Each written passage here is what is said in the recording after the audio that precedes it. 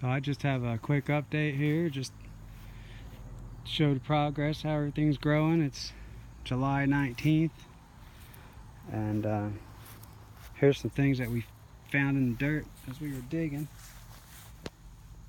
Just got a couple bolts, long bolts. There's a couple of these. I don't know what the heck that's for. Some miscellaneous, looks like fencing wire. Another long bolt. And there's a whole mess of it in the ground around here. There must have been an old fence line that got taken down. So anyway, here's the Geneva. It's growing along. Not very fast. The Marquis.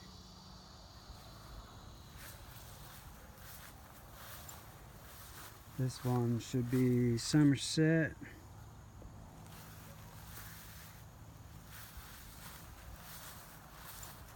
And the Catawba. We've had an issue with the Japanese beetles. They're just all over this year, so. But this one's doing pretty good. It's up to the second wire.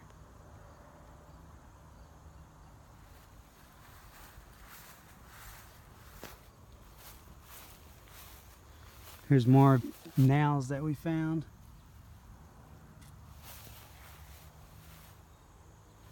We'll go to the back side. So the sun rises against my back here, so I tore away a lot of the grapes to make room for the sun to come up in the morning and kind of dry them off in the air. They're down here. This is all Concord on here. And the Japanese beetles just got into it. This one here's the Niagara. They're all over. And they really like this Niagara. They're tearing up. You can see my hand right through it.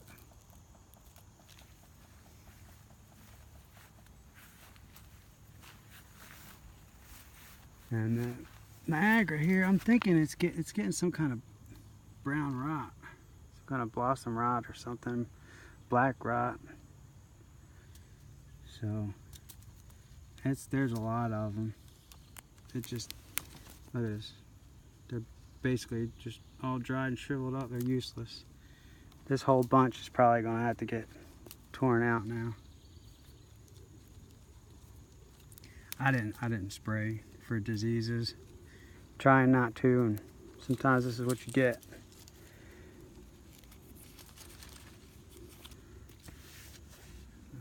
The Niagara though, Niagara isn't really affected by it, whatever it is.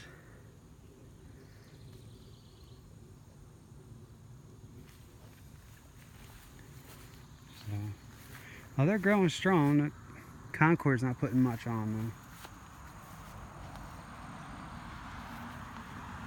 We'll run through the trees real quick.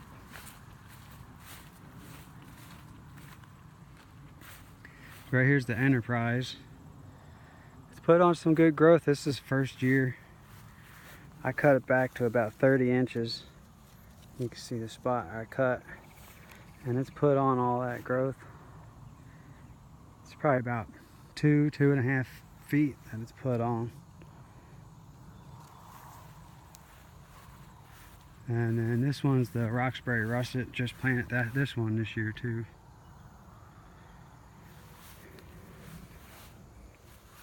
And again, it was cut about 30 inches or so. And it also, this one's close to 3 feet.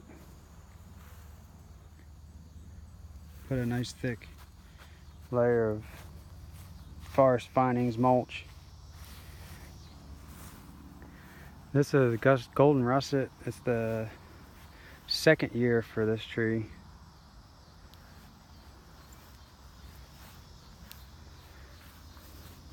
This one's on a G41. I'm just going for an open center, so I'll probably either summer prune these or winter prune these back. The ones in the middle here. The other two down there, I haven't decided what to do with those. They're, one's a G11, I think the other one's G41. I might go with the modified central leader. This one's a Harrison G11. Again, it's an open center. I'm kind of partial to the open center. I like that. So you can see it's the golden russet and this Harrison. The Harrison has a real upright pattern to it. Likes to shoot straight up.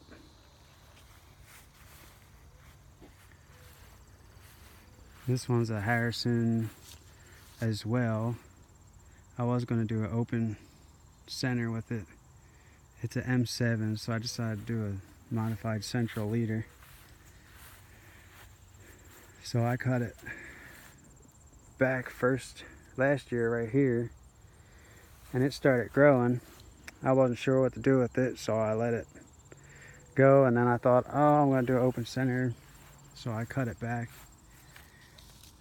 right here, and then I changed my mind again. So this year I'm letting it grow up, and it's going to be a modified central leader. Second year, M7. It's already probably 6.5 feet, 7 feet. So it's good growing.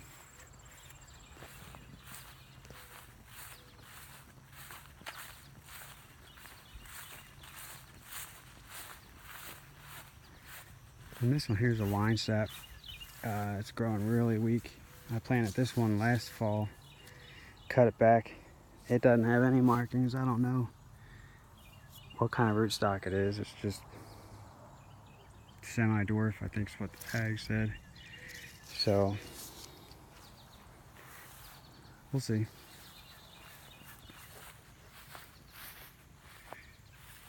And this one here is a Virginia crab. There's one of those beetles. But it's again cut for open center. I have one apple that I left on there. This is the second year, and the second year it had probably 3 flower clusters on it. It's on G935, and it's just growing strong. It is. There are no signs of slowing down. But this one's interesting because it's has a bunch of terminal buds that just kind of shot up a couple inches, maybe about 3 inches out, and then stopped. So just about every branch has one. There's another one, and it's healing well.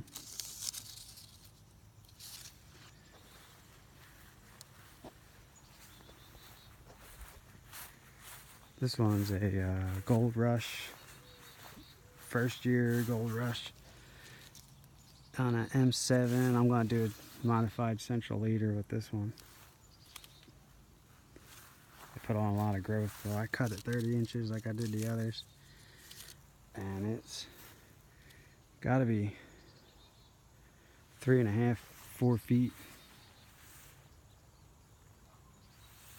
Just shot up. And this one's an Ashmead's kernel on a MM106. This will be the largest one.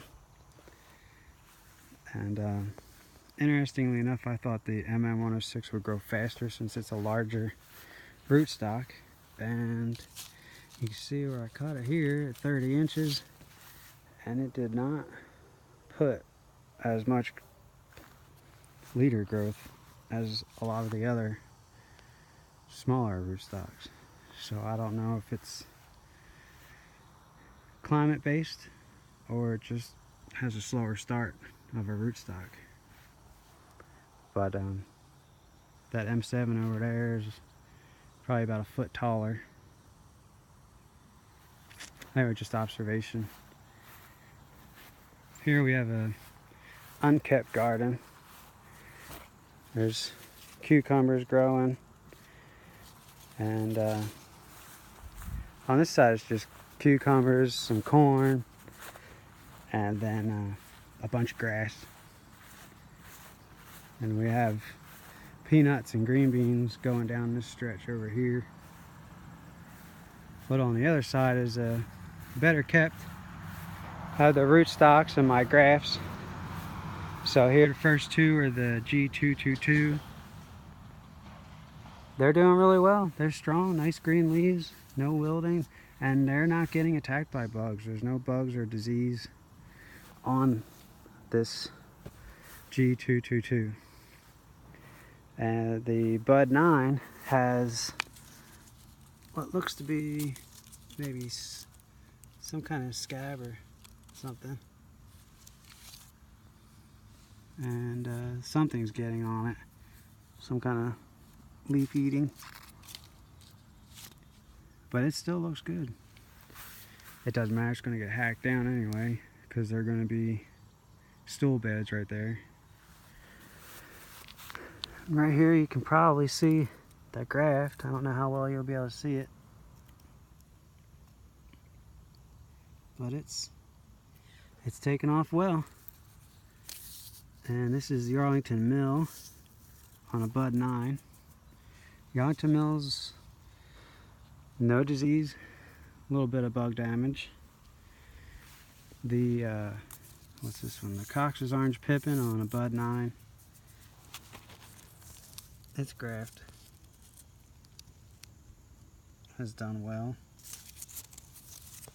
and the leaf color is a little different, so I don't know if there's some kind of deficiency or something in the ground, but otherwise it looks relatively good. Now the Dabinet, on the other hand, the Dabinet's on G222, and there were a bunch of little caterpillars all over this, just going to town on these leaves. It doesn't really look hit by disease other than this one spot, but there were some caterpillars on here and they were loving it. So they didn't go after the other trees, and I wound up spraying them with a little hand sprayer of 7. But anyhow, we have a couple strawberries. I forget, I think this is a tomatillo, tomato for salsa. Right here is a bunch of peanuts. These blossoms, I'm told, are supposed to fall down to the ground and hit contact with the ground, and when they get in, they'll grow to peanuts. So I've never grown them before, we'll see. I have some perennial flowers just to draw in some of those beneficials, some of the smaller bees. And moving on, there's a larger tomatillo, and these will grow it inside there. There's a tomato, they'll use it for salsa and stuff. So it'll fill in. They get pretty tall. This one here is about 4.5 feet. And we have some beans. There's a bunch of bean plants down this row. A bunch of purple beans. So there's some peppers here. They got a little bit of a late start, so that some of them aren't very big. Some watermelon. Blueberry plant. I put a cage around this. There are a bunch of blueberries on there. Before the cage went on there, I think rabbits or something were getting all the blueberries before us.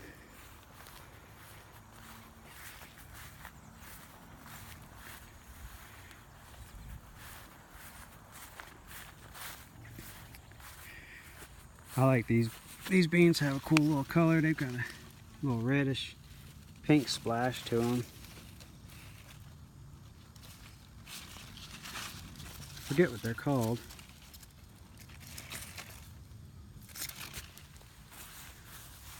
More pepper plants. This one's getting to be a good size. And these here are some Rutgers tomatoes. They're an heirloom variety. I've never grown these ones, so I figured what the heck, give it a shot. And they're all doing pretty well. I do like the raised beds with the lower aisleways. They seem to do better, and it actually seems to be a little easier to take care of as far as weeding and all goes. So, but I did learn I'm gonna have to build the soil up some more, so I'm gonna get some amendments and try and build the soil and add some microbes and fungi to it. And that's it.